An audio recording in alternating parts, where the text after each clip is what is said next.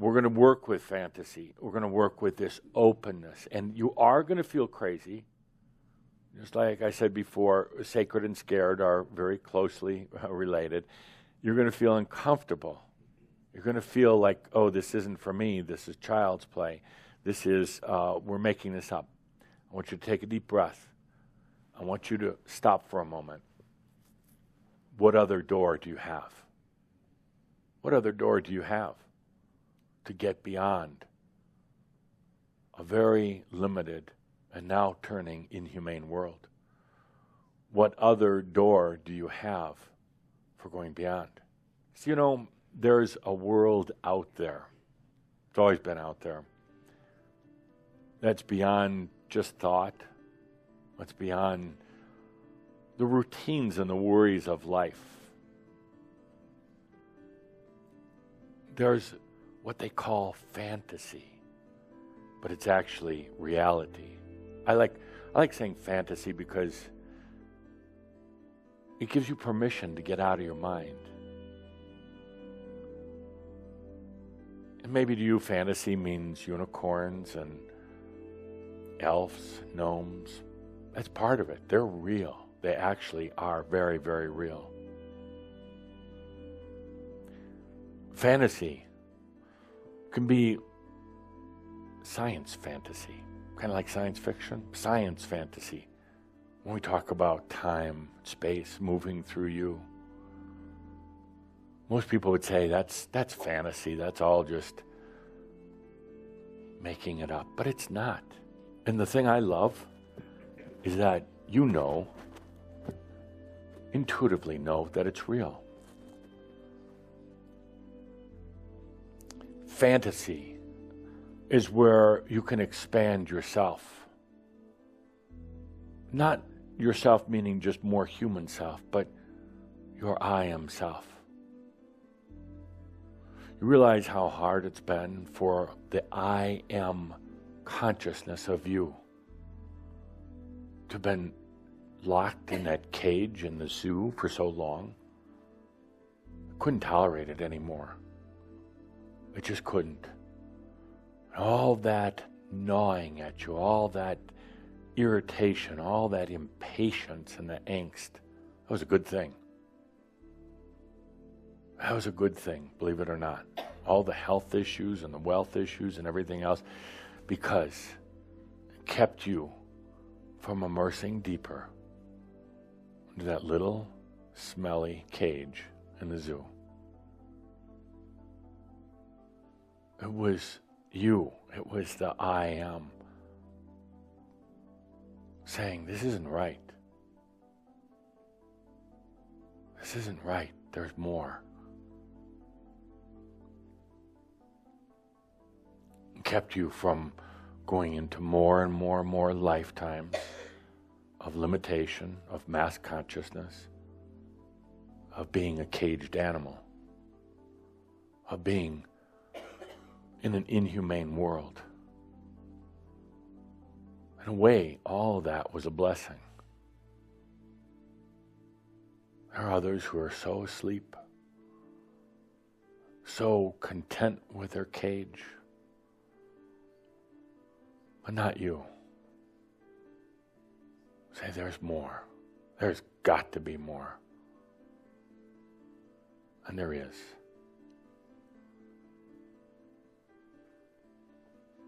You can't get there by thinking your way there. You can't get there from within. So you finally come to the point of just allowing. Come to the point of fantasy. I can already hear the words people outside of Schomburg Crimson Circle they're saying, oh, look at them. Fantasy. I'm going to make stuff up. No. Just coming back to you. Just coming back to you. You see, because in this fantasy, we're not pulling in anything else. We're not bringing in outside forces and sacred crystals and archangels and any of the rest of that. This one's just about you. Coming back to you.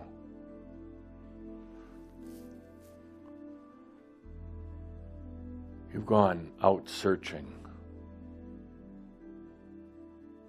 And what you found was yourself. You've gone out in a long search, trying to find answers to the meaning of life, answers to creation, answers to the problems. And what you found was yourself.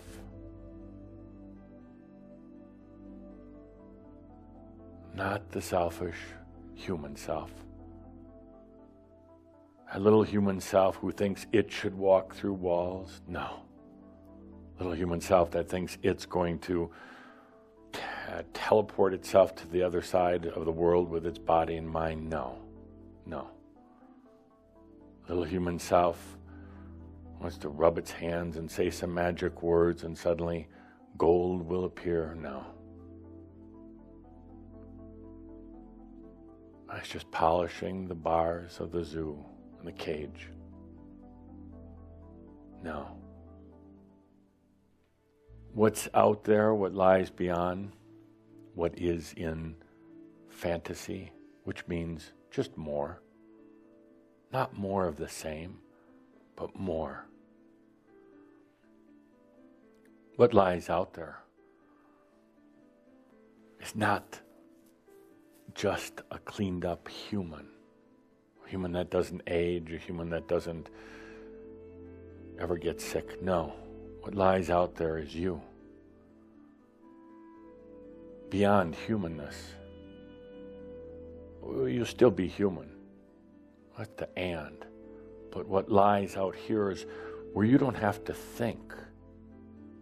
Where you don't have to think anymore. Now, some people would be very frightened of that. But you get out here in fantasy and realize you don't have to think and plan and work so hard and effort and use power. Out here, it just is. There's no battles. There's no fights. There's no puzzles. There's no secrets. There's no complexity of the mind.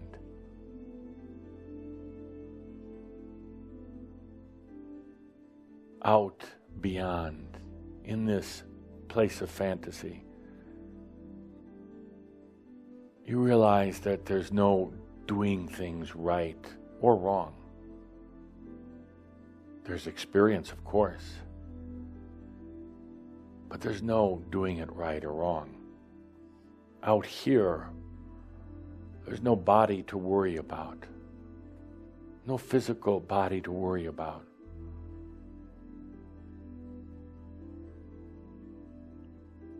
Out here, it is so creative, so brilliantly creative.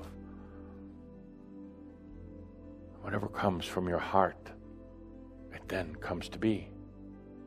That's creativity. Consciousness shining upon the screen of bond,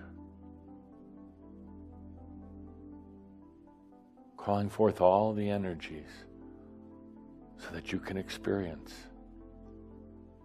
yourself.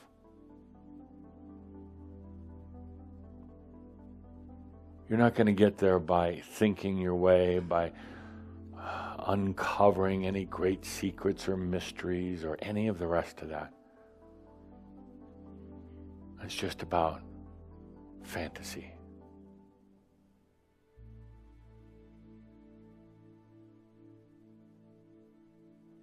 You are going to be challenged with the thoughts, well, am I just making this up? Is this just a diversion or a distraction? Is this really doing anything? Well, it's totally up to you. My job is just to show you that doorway. Show you that there is a whole other world, a whole other consciousness, a whole other way of being. And all you have to do is let yourself experience it. Fantasy. The human's going to say, well, what does that mean? How do I do it? Shh. Fantasy.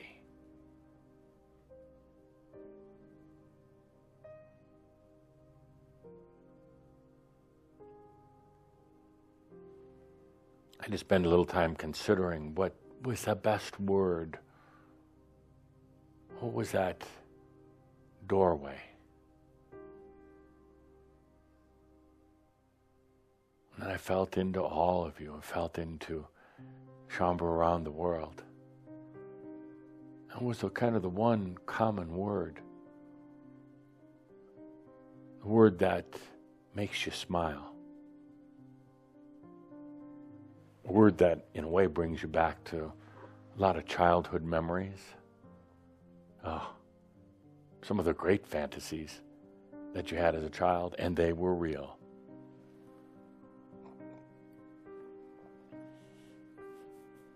I guess you could say things are kind of coming full circle. A childhood fantasy, openness. As a child, you didn't think through everything. You didn't angst over everything. You just went out and experienced it. And would come kind of back, but in a different way. So we come to a point here, saying, are you going to be willing to give yourself permission to be in a world of fantasy?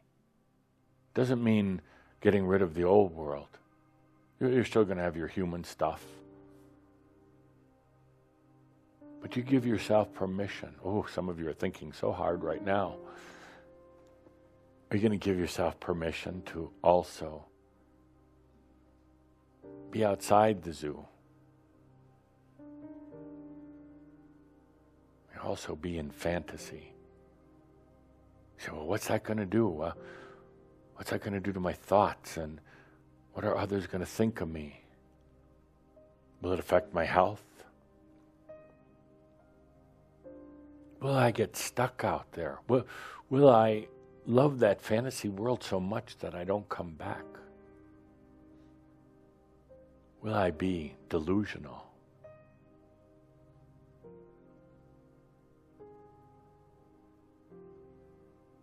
Will I go off the cliff in my little fantasies?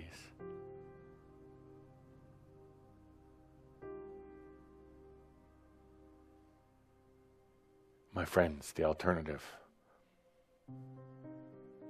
is just going back to the zoo. Having them close the gate behind you, going to your little cage, putrid little cage, having them throw some scraps of food at you every day, locking the door. That's the alternative. I don't think any of you are ready for that. Otherwise, you wouldn't be here.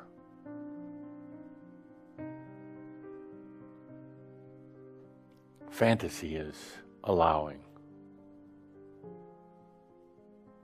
But allowing outside the limits of that limited human.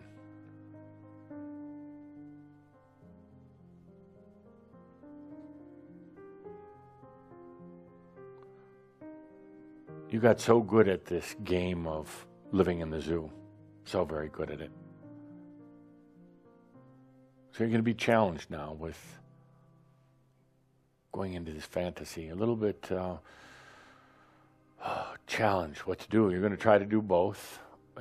Not in an and way, but you're going to like fantasize once in a while and then get pulled right back into it.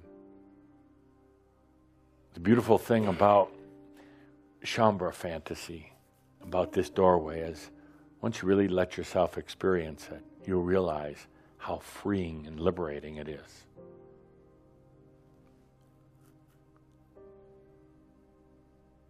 you realize how the real psychotics are the ones who live in the zoo and never try to escape. That's psychotic.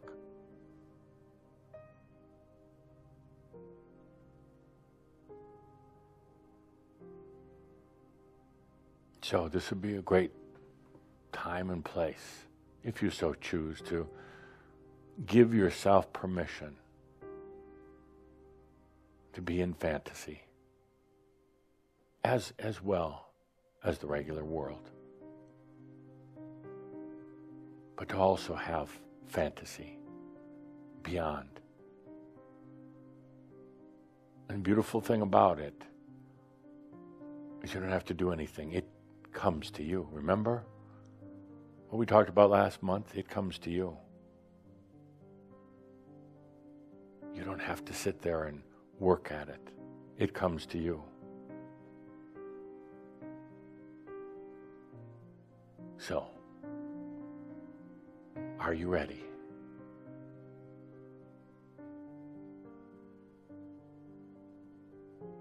Let's take a good deep breath. Good deep breath.